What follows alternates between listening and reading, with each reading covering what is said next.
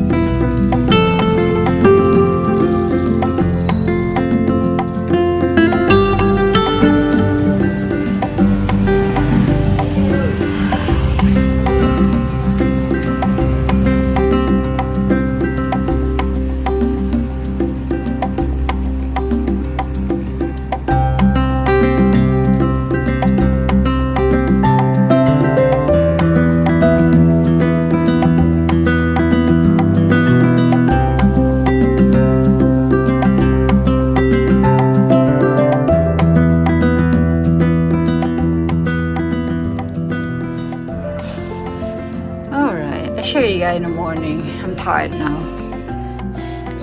Look at the view.